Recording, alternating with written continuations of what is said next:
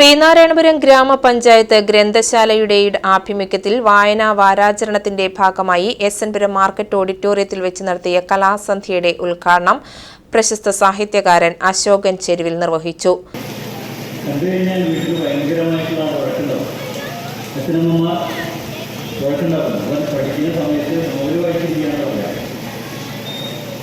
പക്ഷെ ഇപ്പോൾ നമ്മുടെ പരീക്ഷയ്ക്ക് തന്നെ എഴുതണമെങ്കിൽ നല്ല മാർക്ക് കിട്ടണമെങ്കിൽ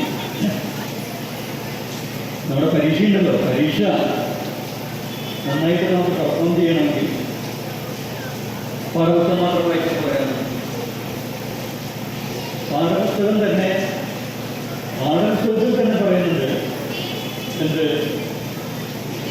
ഭാഗം പഠിച്ചു കഴിഞ്ഞാൽ നിങ്ങളിത് കൂടാതെ താഴെ പറയുന്ന പുസ്തകങ്ങൾ കൂടി വായിക്കണം. ടീച്ചർമാർ പറയാതെ അങ്ങനെ ഈ പാഠഭാഗവുമായി ബന്ധപ്പെട്ട മറ്റു പുസ്തകങ്ങൾ വായിക്കണം. എല്ലാ വിഷയത്തിലും ചില ആൾക്കാർ വിചാരിച്ചിട്ടുണ്ട് ഈ പുസ്തകം എന്ന് പറഞ്ഞാൽ വായന എന്ന് പറഞ്ഞാൽ സാഹിത്യമാണ്. പണ്ടുകാലത്ത് അധികം പുസ്തകങ്ങൾ സാഹിത്യമായിരുന്നു. സാംസ്കാരിക പ്രവർത്തകനും നിരൂപകനുമായ ടി.എ. ഇക്ബാൽ ബഷീർ അനുസ്മരണം നടത്തി. വാരാചരണത്തിന്റെ ഭാഗമായി പുസ്തക പ്രദർശനവും പുസ്തക വിൽപ്പനയും നടത്തിവരുന്നു. കുടുംബശ്രീയുടെയും ബാലസഭയുടെയും ആഭിമുഖ്യത്തിൽ വിവിധ കലാപരിപാടികളും പെരിഞ്ഞനം നക്ഷത്രയുടെ വീരനാട്യവും നടന്നു.